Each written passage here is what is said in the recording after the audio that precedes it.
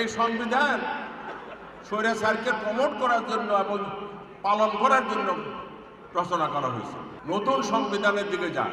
শুধু কি একটা ইলেকশনের জন্য এত বড় বিপ্লব হলো?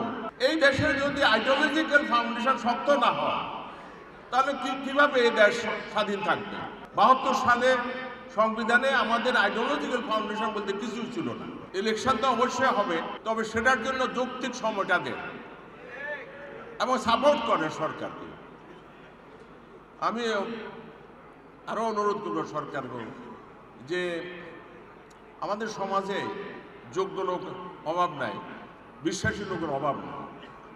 তাদের থেকে আরো কিছু উপদেষ্টা যারা বিপ্লবের চেতনাকে ধারণ করে, যারা বিশ্বাস করে, তাদের থেকে আরো কিছু উপদেষ্টা যাতে নেওয়া হয়, যারা রাত দিন পরিশ্রম করবে। সকাল 9টাতে আসি, 5টায় চলে যাওয়া ওরা না। এই দেশের গঠনের জন্য, এই দেশের এই ক্লিন করার জন্য যত ডার্টি থিংস ওরকম লোক দরকার। এবং তারপরে আপনারা যে সরকার পাবেন থ্রু ইলেকশন, সেটা ট্রুলি জবাবদিহিতামূলক হবে।